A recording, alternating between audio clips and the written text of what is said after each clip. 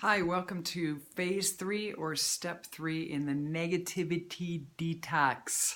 How's it going? We have plenty of opportunity to explore detoxing our lives from negativity. This is step 3. In step 1 and 2, we focused on what is going on inside our interior castle.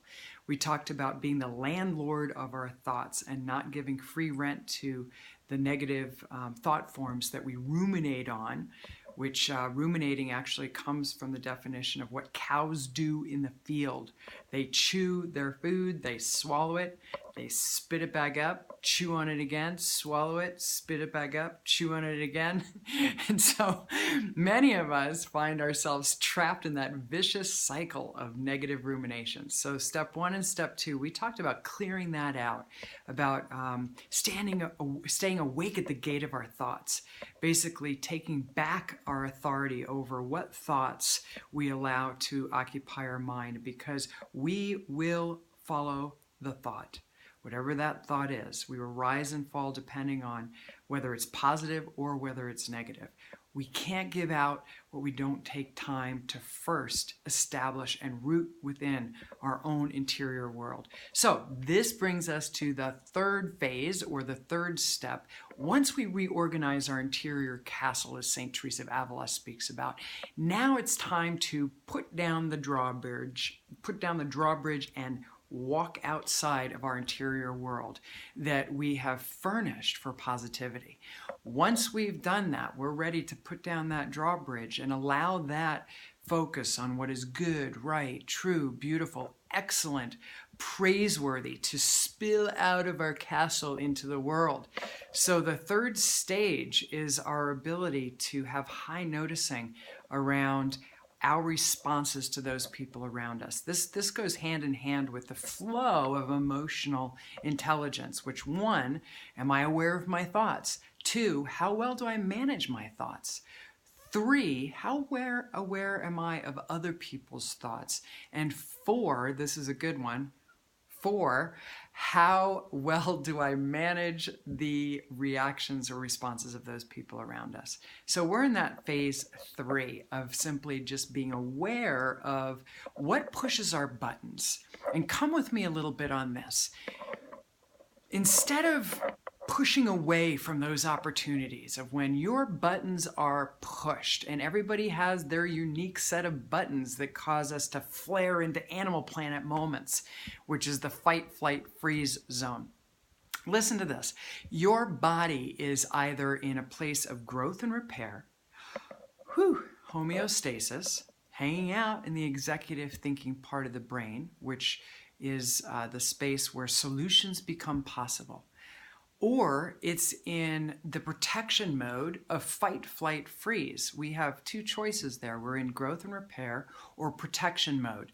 And what happens actually when we feel spun by what somebody does outside of us is the frontal cortex, the brain actually restricts, shoots the blood to the limbs so that we can fight, flight, or freeze. So I remember as a secondary black belt being in the ring, and when I was in the Colorado State Championship, I remember coming out really strong. If I didn't have my ducks in a row inside in terms of my ability to pause, to stay calm, to be able to see my opportunities within the ring, then I would get myself knocked out, which has happened.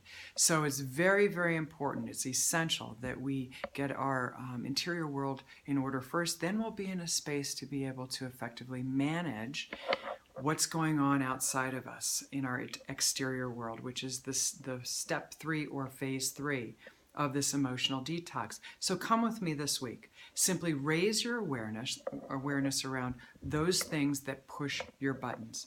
Remember this, that anybody, any human being that pushes your buttons by what they say or do is your greatest teacher in that moment. Those people that push our buttons are our greatest teachers because they reveal to us where we are stuck inside. They push something within us that we haven't released, forgiven, rearranged, reframed, let go of, embraced, celebrated. This is all an opportunity for personal growth when somebody pushes your buttons. So simply in this phase, raise your high noticing around those things that people say and do that trigger you into Animal Planet. Basically flip you into freeze, running, stonewalling behavior, ugly talk, defensive behavior, usually walk hand in hand with this stage of being flipped out of that homeostasis, growth, and repair into protection mode. This is our protection mode. So before we can shift anything, the first phase is simple high awareness. What pushes your buttons? Have that high noticing this week. Keep it simple. Keep a little journal at the end of the day. The last 10 minutes before you fall asleep is the most powerful time to start reestablishing new programs by firing new neurotransmitters around the desired behavior we want to shift in our life. So at the end of the day, simply ask yourself, what pushed my buttons today? And just without any judgment, you clap on it, yay, because it's high noticing. You're moving forward. Once you can own your stuff and you realize when this person said this, did that, that flared me up, that pushed my buttons, then you write that down. And what you're going to start to see, what will start to emerge is a pattern of what flares you in life. So the third step is to be simply aware of what pushes your buttons on a day-to-day basis. Write those things down and look for a pattern of items, a pattern of behavior that flares you. Once you become aware of something and you drag it out into the light, you're in a very empowered position to make a shift by God's grace into higher ground. So enjoy practicing the third phase in a negativity detox in your life. And feel free when you do come across those things that push your buttons, be aware of the negative container that particular situation comes in. Start narrowing the influences that flare or push your buttons in your life.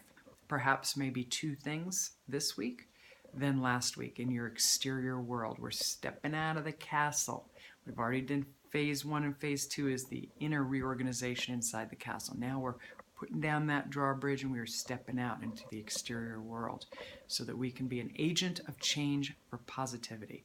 So enjoy that high noticing around what pushes your buttons, and then we will reconvene with phase 4 or step 4 next week. Enjoy practicing, and got to find my little off button here. God's favor to you.